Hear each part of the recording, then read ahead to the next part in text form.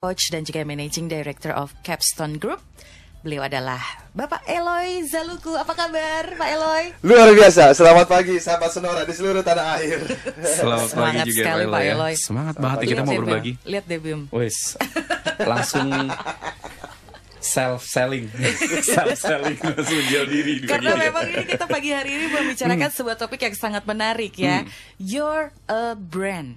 Yeah. Kamu itu membawa merek, membawa Betul. brand. Saya harus jual diri saya berarti kalau gitu ya. Iya, Dalam betul. arti tanda kutip yang positif Iya ya. dong, iya kan. Yulus jangan melotot gitu dong, saya bilang jual diri saya. Wow. Langsung mau beli dia.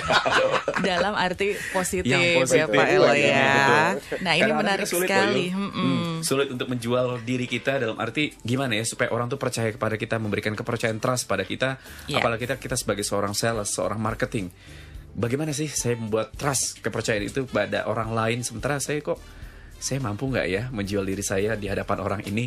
Nah pagi ini kita jadi seorang jadi sebuah brand, sebuah merek yang membawa diri kita sendiri. Nah tadi topik kita adalah you are a brand. Yes. Nah, Karena semua orang adalah salesperson. Yes. Betul, Pak Eloy? pagi ini kita juga undang loh teman-teman dan para sahabat-sahabat semua yang pagi ini ingin belajar sesuatu dari Pak Eloy Zaluku di pagi ini di acara Eloy on Sales and Marketing. Bisa telepon interaktif 0216337783 atau Anda bisa bergabung melalui SMS 0812-112-9200. Iya. Bisa juga lihat Twitter kita di Sonora di @sonorafm92 atau follow Twitter kita kalau yang belum follow, ataupun bisa ke Twitternya Pak Eloy Zaluku @eloysaluku. Baik. Oke. Pagi ini langsung saja kita berbincang mengenai You Are Brand. Pak, konsepnya apa sih Pak di belakang tema obrolan kita pagi ini?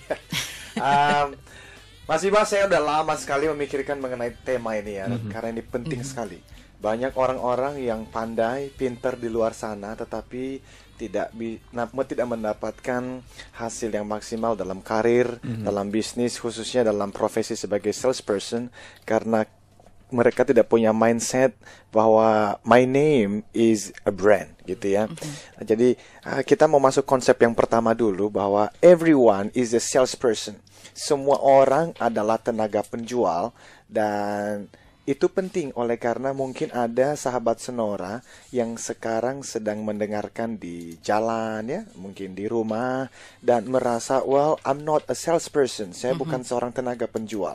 Sebetulnya konsep yang betul tentang selling adalah semua orang itu adalah tenaga penjual. Ada orang yang menjual produk, ada orang yang menjual jasa, ada orang yang menjual apartemen, ada orang yang menjual ide. Dan tadi seperti Mbak Yulis katakan, Mas Bima menjual sesuatu juga ya. Bahkan dulu ketika kita baru pacaran dan akhirnya menikah, Mas Bima, Mas Bima berhasil tuh jualan. Karena dapat sesuatu tadi ya.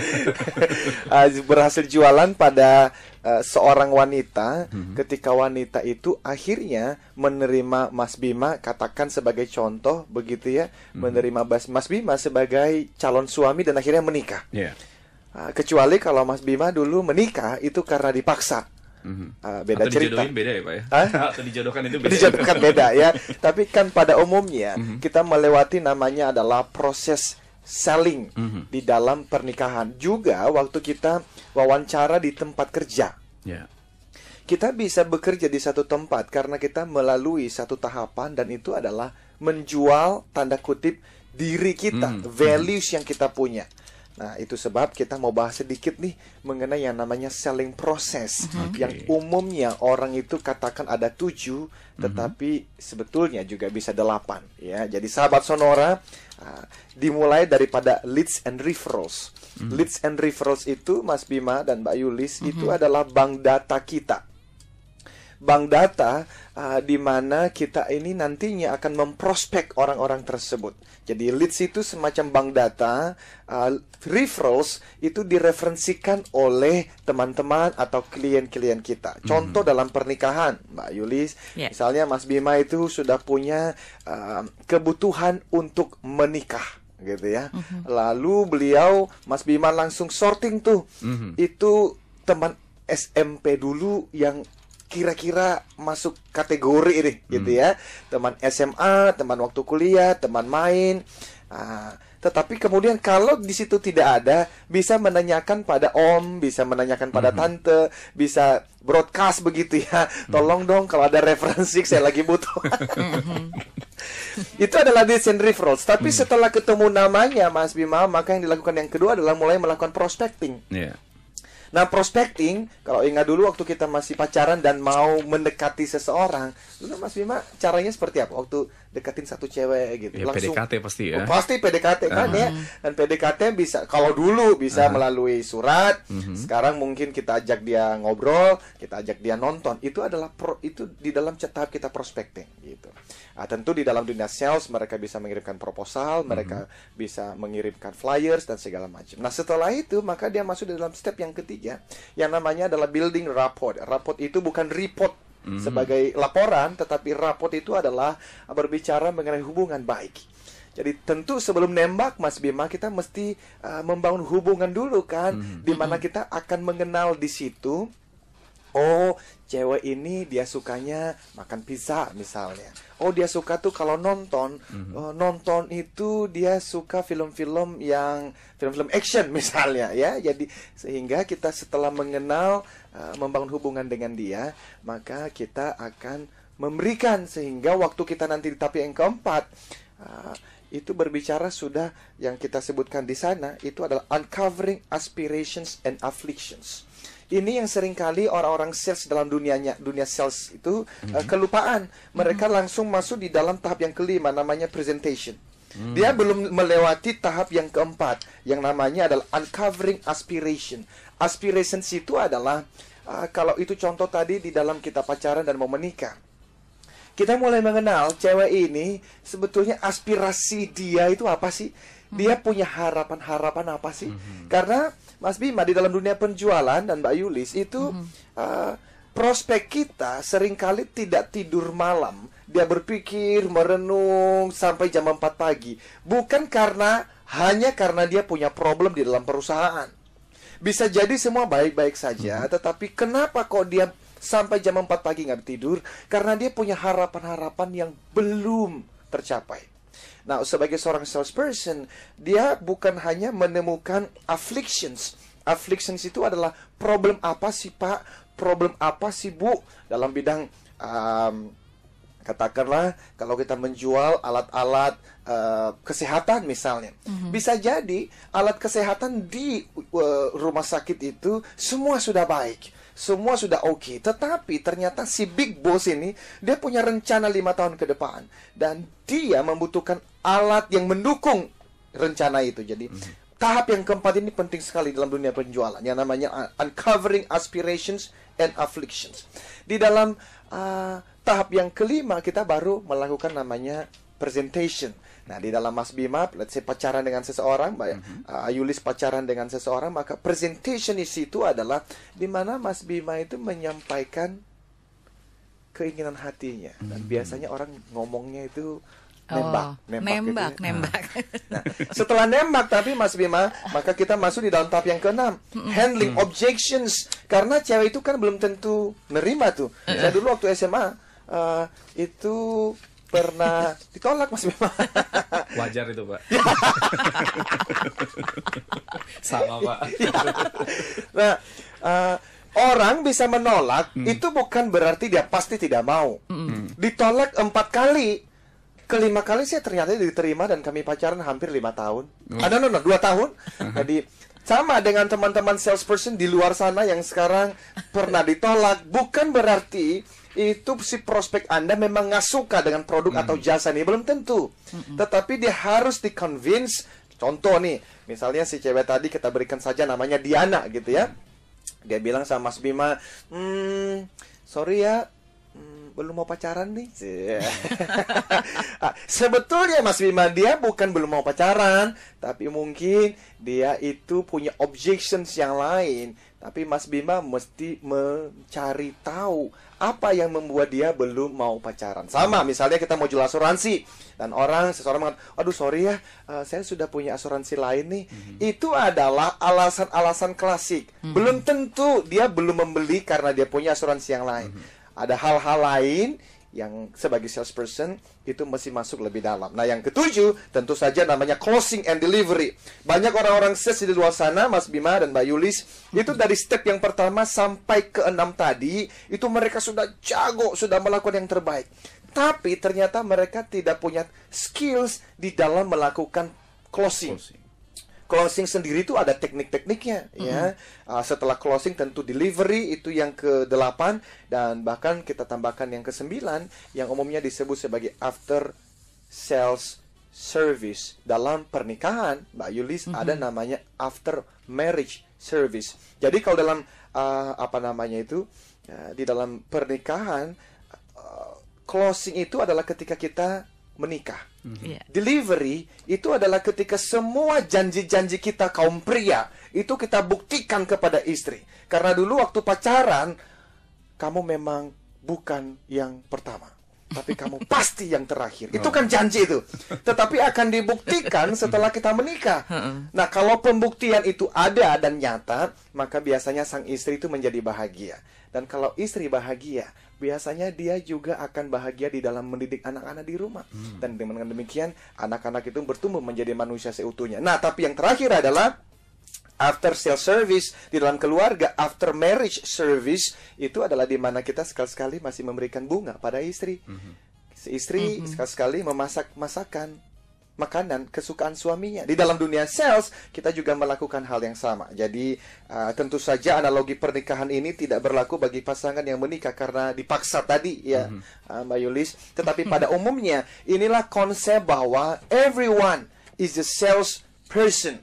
Dan kalau everyone is a salesperson, maka konsep you are a brand itu sangat penting. Oleh karena tadi Mas Bima menyebut mengenai trust. Trust itu hanyalah salah satu atribut daripada brand, nama, merek. Itu sebab kalau kita mengatakan you are a brand, nama Anda adalah sebuah merek, maka pertanyaan berikutnya adalah ketika seseorang mendengar nama Anda atau menyebut nama Anda, apa yang terpikir oleh mereka? Seseorang yang pemalaskah? Seseorang yang selalu terlambatkah? Seseorang yang selalu marahkah? Atau sebaliknya, seseorang yang selalu inspiratif, seseorang yang inovatif, seseorang yang baik hati. Itu adalah atribut-atribut kita. Dan semakin banyak atribut positifnya, semakin besar kemungkinan untuk kita berhasil dalam bisnis dan dunia penjualan. Semakin banyak negatif atributnya, tentu semakin jauh kesuksesan dari diri kita, khususnya dalam dunia penjualan. Jadi itu background dari yang namanya adalah everyone is a salesperson, dan you are a brand. Saat nama Anda disebut, apa yang terlintas dalam pikiran orang mengenai Anda? Itu pertanyaan yang harus dijawab oleh sahabat Sonora di seluruh tanah air. Oke, jadi kita semuanya adalah salesperson yang handal, Yul. Yeah. Sebenarnya ya. Tapi bagaimana kita membangun image itu dia. Nih makanya tadi Pak Elo juga nanyakan, saat nama Anda disebut, sejauh mana ya orang kenal dengan brand kita, sejauh mana orang memandang positif brand kita. Ya, itu penting. Betul sekali. Kita akan bahas lagi ya. Nanti kita akan sambung lagi nih. Seberapa jauh sih kita dikenal? Kita dikenal, dia sama Peter dikenal. Baik, masih bersama Bapak Eloy Zaluku. Beliau adalah seorang motivator, trainer, coach, dan juga managing director of Capstone Group. Tetap di Sonora Network.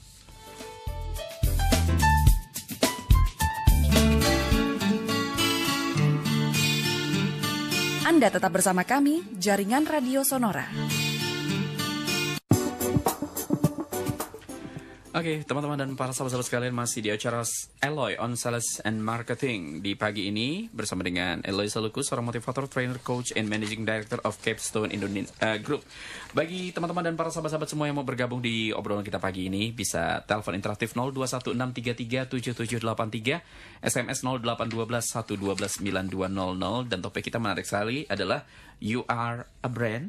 Nah, pagi ini tadi kita dikatakan kita semua adalah seorang salesperson. Kita bisa dikatakan sebagai seorang penjual yang handal. Nah, tapi saat nama Anda disebut, apa sih yang terlintas pada pikiran orang? Nah, ini maksudnya gimana sih, Pak Eloy? Banyak saya juga tadi masih bingung saat nama saya disebut. Ada saat namaku disebut di doa ibuku, Pak. Lagu itu ya. Lagu anak-anak tuh kayaknya. Nah, itu gimana nih, Pak? Iya, kalau kita ambil beberapa contoh ya. Yang paling mudah kita ambil contoh yang sahabat Sonora itu gampang lah mikirin ya. Kita ambil airlines. Oke. Nah, Mas Bima bisa sebutkan beberapa merek airlines atau pesawat di Indonesia sekarang? Garuda Airlines. Garuda Airlines ada. Oke, Lion. Ada Lion, ada AirAsia dan teman-temannya itu ya. Nah, seandainya Mas Bima itu pergi, let's say ke Surabaya, gitu ya. Lalu semua biaya itu ditanggung oleh Sonora perusahaan, ya. Dan Sonora bilang mau naik pesawat apa aja boleh, Terserah gitu. terserah, gua bayar. Kira-kira Mas Anto mau naik yang mana ini? Kalau saya pilih yang terbaik lah, Pak. Oh gitu. Cuman yang terbaik menurut Mas Bima dengan yang terbaik menurut Mbak Yulis bisa berbeda, gitu ya. Yang menurut Mas Bima yang mana nih? Dari beberapa. Boleh ya Pak ya. Ini bukan untuk memerekkan mereka ya. Bagi saya sih yang terbaik yang mungkin nggak ada delaynya, begitu gitu. Oke lah kalau ada pun delay sedikit gitulah. Garuda mungkin. Garuda ya.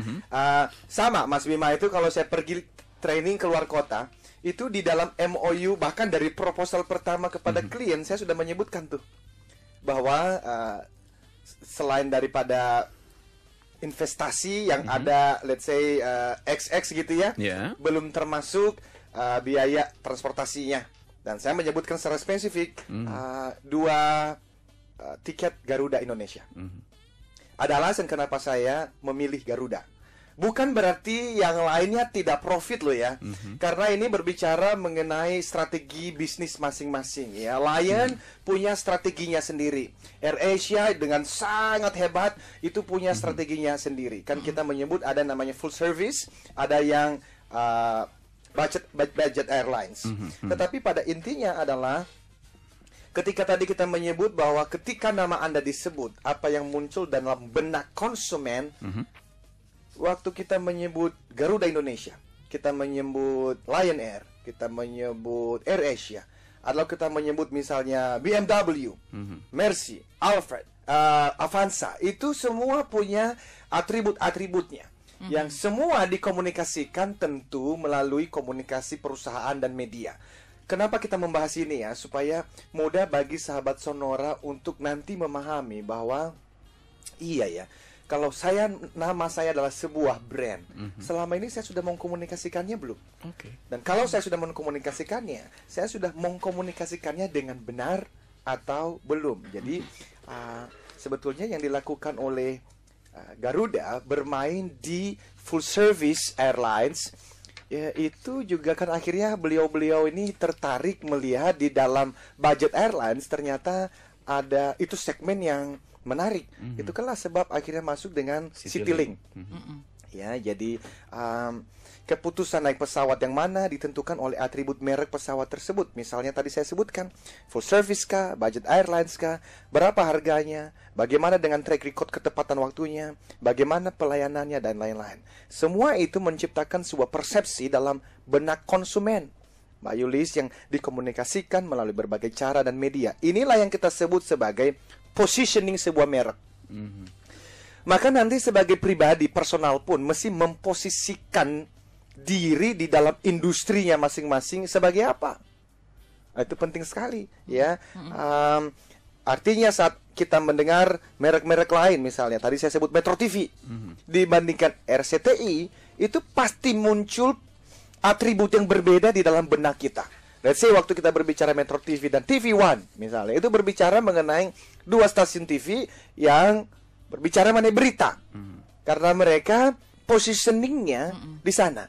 Waktu kita berbicara mengenai SCTV beda lagi, berbicara mengenai RCTI beda lagi. Sonora pasti punya positioning sendiri dibandingkan dengan radio station yang lain. Tentu program kita hari ini juga pada akhirnya memiliki positioning. Ketika kita berbicara mengenai Eloy on sales mastery misalnya, saya lagi memposisikan diri di pasar that I am not only a motivator.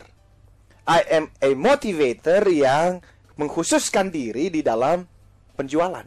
Sehingga saya tentu itu puluhan buku di dalam dunia penjualan. Itu kemarin sempat ke Singapura, itu saya membawa buku sekitar 20 buku baru mengenai salesnya saja. Karena saya tahu saya akan memposisikan diri di pasar. Nggak mungkin. Awalnya saya memberikan di dalam proposal saya ada 10 bahan training yang saya bisa sampaikan mengenai service excellence. Ya bisa saja, tetapi akhirnya saya menemukan bahwa kita tidak bisa menjadi ahli di dalam segala bidang. Kita harus berani memilih. Nah, di dalam memilih ini itu ternyata tidak gampang. Apalagi kalau memang kita orang yang suka membaca. Karena bicara service excellence, saya juga pernah diundang berbicara di beberapa tempat. Untuk SPG misalnya, untuk beberapa banking misalnya. Tetapi betul, saya bisa kalau saya diundang di bidang itu. Tetapi bagaimanapun saya mesti punya core-nya. Maka saya akhirnya memilih as a motivator. Itu pun di dalam motivator saya menemukan ada anthropocentric motivator yang terlalu berpusat pada kehebatan manusia dan akhirnya melupakan kedaulatan Tuhan di dalam kehidupan manusia. Dan ada yang theocentric motivator. Itu pun akhirnya saya harus memilih bahwa saya menjadi seorang theocentric motivator walaupun segmennya menjadi lebih kecil daripada saya memerankan sebagai motivator in general. But it's okay, karena pada akhirnya I have to choose, saya harus memilih. Tapi at least orang mengenal Eloy itu bukan motivator biasa. He is a theocentric motivator. Waktu berbicara mengenai selling, I'm not only sebagai pembicara sales biasa. Saya adalah seorang rave selling trainer. Ada rave-nya, ada konsep di dalamnya. Apa itu? Saya memfokuskan diri di dalam relationship based and value creation selling. Jadi di training saya di dalam bidang sales, fokusnya pada dua hal itu, relationship dan value creation. Karena saya orang yang percaya, relationship adalah awal dari sebuah penjualan yang sukses. Tetapi relationship jika tidak dibarengi dengan value creation, relationship itu tidak akan memberikan keuntungan apa-apa. Baik, Pak Eloy, kita break dulu sejenak, Pak Eloy. Saya masih mau berbagi informasi arus lalu lintas dulu bagi teman-teman dan para sahabat semua. Mohon maaf kita potong dulu sebentar, teman-teman dan para sahabat-sahabat sekalian. Ini tadi kita sudah ngobrolin tentang positioning. Di manakah posisi kita menempatkan brand kita nih di khalayak umum begitu ya. Baik, nanti kita lanjut lagi. Kita break dulu untuk tanda waktu dan juga ada informasi arus lalu lintas untuk Anda. Tetap bersama kami. Anda tetap bersama kami, Jaringan Radio Sonora. Baik, kita akan lanjut lagi di obrolan kita pagi ini. Masih bersama dengan Eloy on Sales and Marketing. Pagi ini tentu saja topiknya menarik sekali, you are a brand. Nah, untuk Anda yang mau bergabung silakan kita buka di 0216337783, SMS 0812-112-9200. Mau lewat Twitter juga silakan, @saja Sonora FM 92 atau follow kami di @Sonora FM 92 atau Eloy Saluku, @Eloy Saluku. Pak Eloy, tadi sudah kita ngobrol positioning ya Yul ya. Ini sangat penting banget buat kita supaya tadi menciptakan sebuah trust. Tapi bagaimana Pak, ini kan biasanya orang kan suka dan tidak suka, like and dislike. Misalnya kayak tadi, contoh tadi penerbangan tadi, maskapai tadi, atau dengan menggunakan BMW atau Mercy atau apa kan, like and dislike begitu istilahnya. Betul. Nah, bagaimana terus kita sampai pada poin selling yes, process, I buy your product. Gimana tuh Pak? Iya. Untuk menjawab pertanyaan itu ya, kita mesti ajak dulu sahabat Sonora untuk mengerti, memahami, mengingat-ingat ada konsep yang lain di dalam marketing yang kita sebut sebagai buying process. Tadi kita udah lihat selling process ada 9, mulai dari leads and referrals sampai kepada after sales service-nya. Tetapi buying process itu juga perlu untuk dipahami karena nanti kita lihat di proses yang manakah itu positioning kita, brand kita memainkan peranan yang sangat penting. Nah, jadi yang pertama, biasanya kalau kita mau membeli sesuatu, Mbak Yulis, itu dimulai dari yang paling pertama, namanya adalah needs recognition atau problem awareness.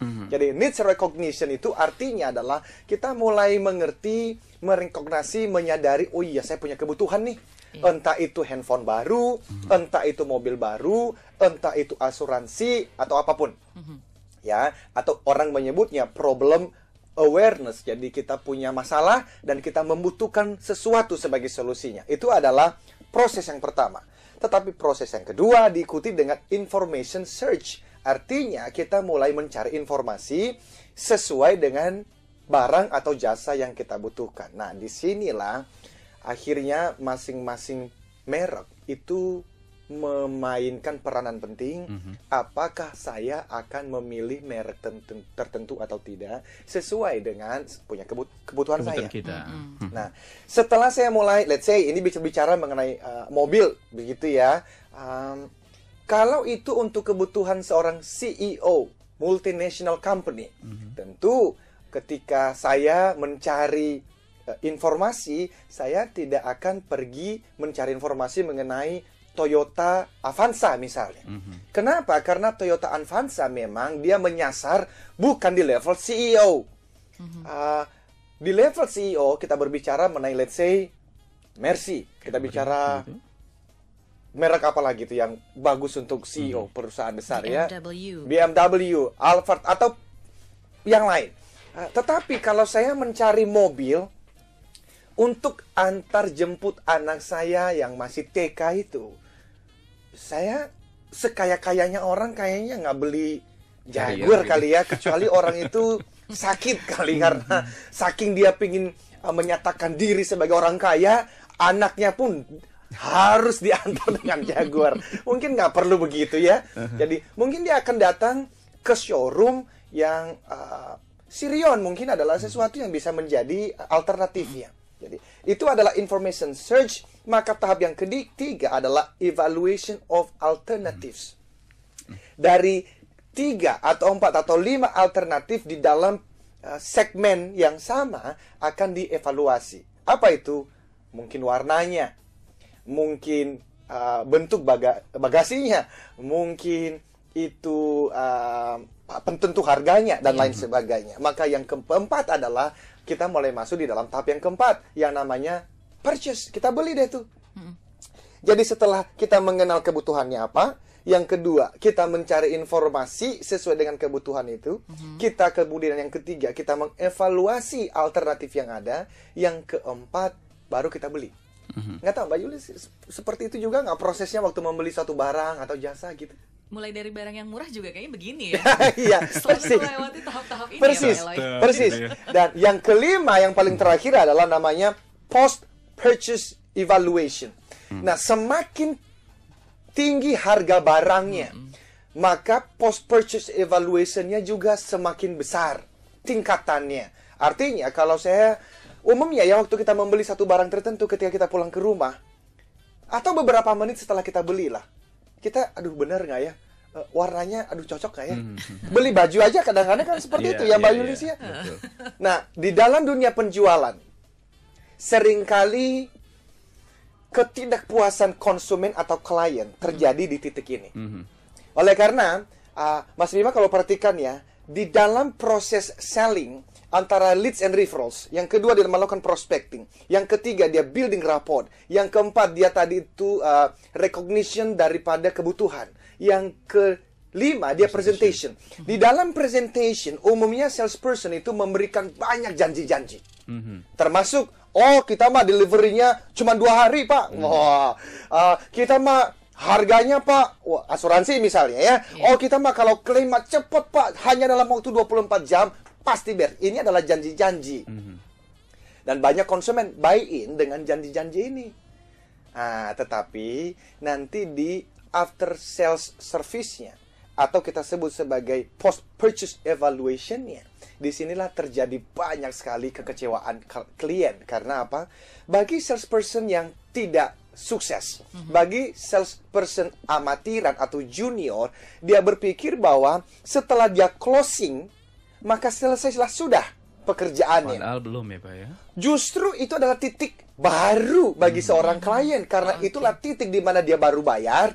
Dan dia itu menuntut dan mengharapkan janji-janji yang pernah dia terima itu di-fulfill di saat setelah dia closing dan bayar.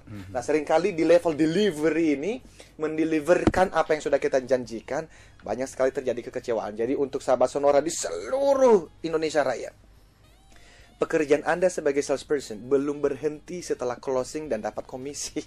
Ya, justru itu titik. Itu justru titik yang paling penting bagi konsumen, karena dia sedang melakukan post-purchase evaluation.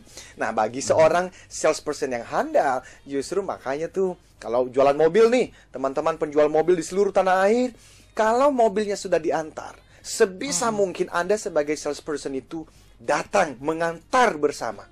Tapi kalaupun tidak, at least telepon. Ya, mungkin 2 jam atau 1 hari setelah pengiriman mobil atau motor, teleponlah kepada konsumen itu. Pak, mobil Bapak sudah diantar ya. Gimana? Bapak pasti senang sekali dong ya. Kenapa? Karena itu momen-momen di mana dia lagi dalam tahap galaunya. Karena dia, iya ya, kayaknya saya salah warna loh. Ini kehebatan seorang salesperson adalah di dalam dia bisa menenangkan hati konsumennya bahwa, Pak, Bapak memilih warna yang tepat. Bapak memilih merek yang tepat. Kita kan kadang-kadang membutuhkan peneguhan itu ya, Mbak Lilis ya. Hanya sekedar ya kegalauan biasa, tetapi kalau salesman bisa masuk di dalam momen yang penting itu, dia akan diingat selamanya. Brandnya akan diingat selamanya sebagai seseorang yang menenangkan saya di tengah-tengah kegalauan. Itu itu penting sekali itu, Mas Bima. Iya. Kita akan beri kembali Pak Eloy. Dan sepenting informasi arus lalu lintas nanti yang kita sampaikan juga. Informasi arus lalu lintas kita harus sampaikan. Iya, itu juga penting. Oke, saya juga masih nanti ada pertanyaan dari teman-teman juga menarik sekali, ada tadi yang pas sudah banget. Ada beberapa SMS ya. Dia bekerja di sebuah bank swasta. Bagaimana nih Pak, saya sebagai seorang salesperson bisa membawa tadi bisa menjual brand saya begitu ya. Tapi nanti kita akan lanjut kembali. Kita break dulu sejenak teman-teman dan para sahabat-sahabat Sonora dimanapun Anda berada di Sonora Network yang bergabung pagi ini, tetap bersama kami. Anda tetap bersama kami, Jaringan Radio Sonora. Ya, masih ada waktu tersisa sedikit lagi untuk kita bersama-sama dengan Pak Eloy di Eloy on Sales and Marketing. Pak, ini tadi ada pertanyaan menarik juga nih dari seorang sahabat kita, Heri. Pak Heri di Cipete, seorang sales people di sebuah bank swasta. Brand tempat kerja belum terlalu dikenal, bagaimana agar sales saya bagus, selain relationship-nya juga cukup baik dengan yang saya miliki.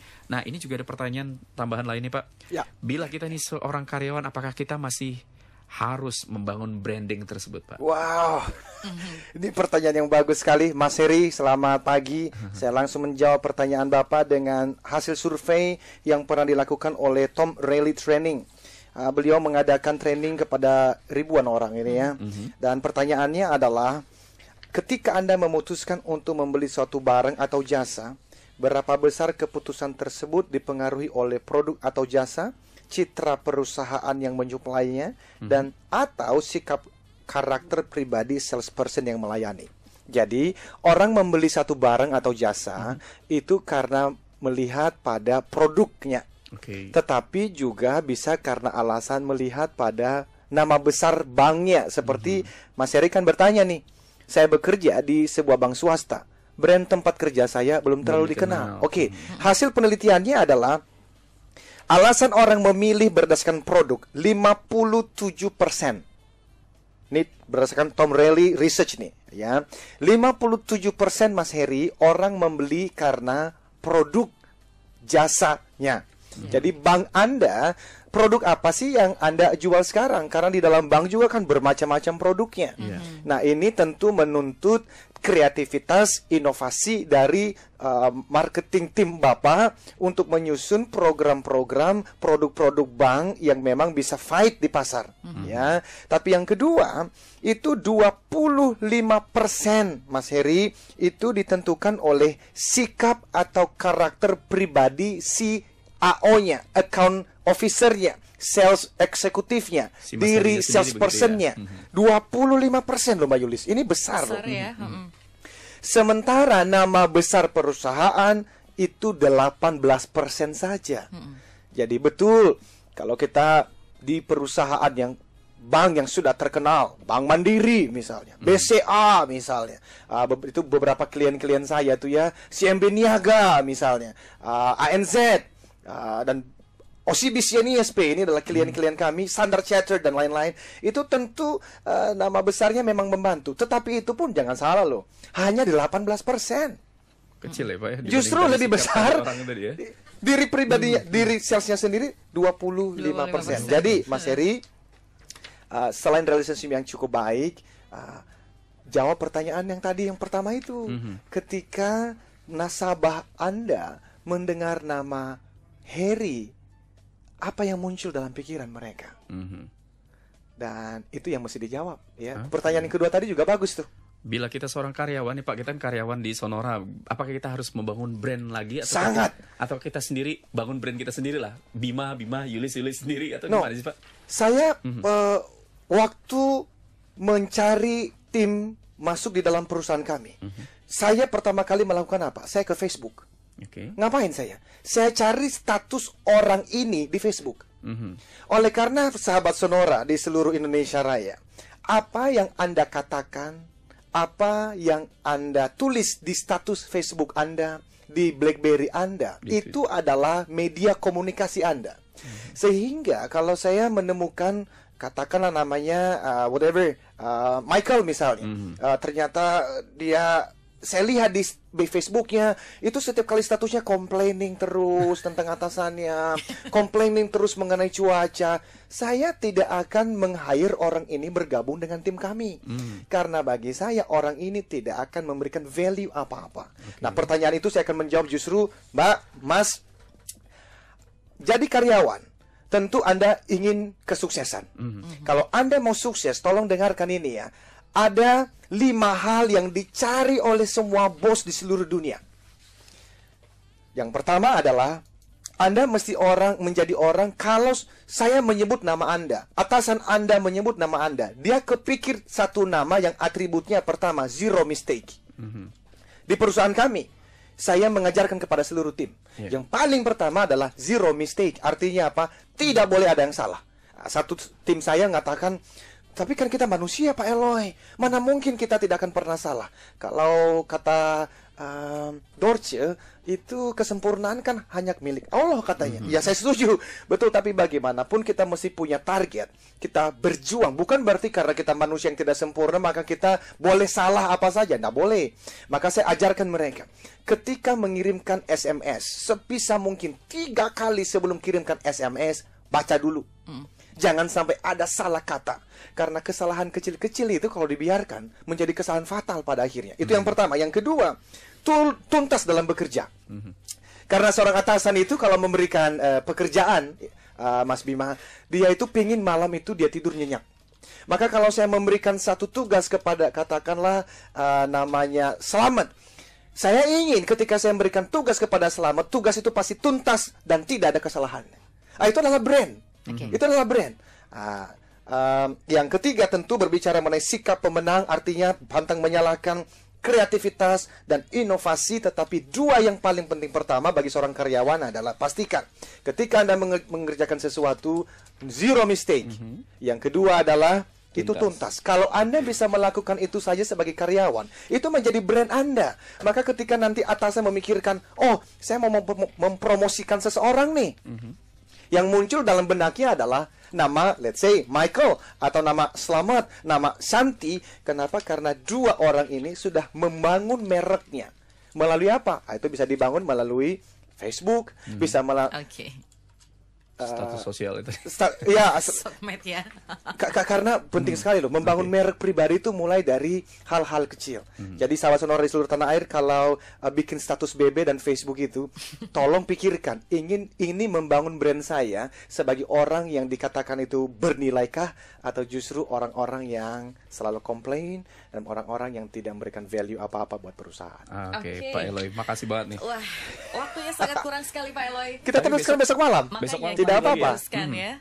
Topik masih yang sama, You Are a Brand, ini akan dibawa juga besok malam di hari Kamis jam 7 malam sampai dengan jam 8. Nah ini jangan sampai lewatkan kalau jangan sampai lewat ya. Jadi teman-teman di Sonora Network, kalau yang pagi ini kayaknya masih perlu lagi, besok bisa gabung lagi. Betul. Malam hari bersama dengan Pak Eloy Seluku. Dan untuk Anda yang mau tanya-tanya, mungkin bisa follow Twitter kita di @sonorafm92 atau follow Twitternya Pak Eloy Seluku di @eloyseluku. Ya. Bisa juga sahabat Sonora ya, boleh mampir ke toko buku Gramedia, dapatkan buku Life Success Triangle dari saya, dan profil True Story novel ditulis oleh Albertine Endah, judulnya Eloy, di seluruh toko buku Gramedia dan toko-toko besar lainnya. Silakan langsung saja ke sana dan bisa mendapatkan banyak tips juga mengenai kehidupan dan tentu saja mengenai penjualan. Oke, kayaknya waktu juga harus mengakhiri bersama kita Pak Eloy. Minggu depan kita ketemu lagi, tapi besok jangan sampai ketinggalan nih bagi para besok malam jam 7 sampai jam 8 malam besok malam ya, Kamis. Oke. Terima kasih Pak Eloy. Thank you. Sampai ketemu lagi. Sampai ketemu lagi. Sonora Network juga, dan kita akan bertemu lagi besok malam.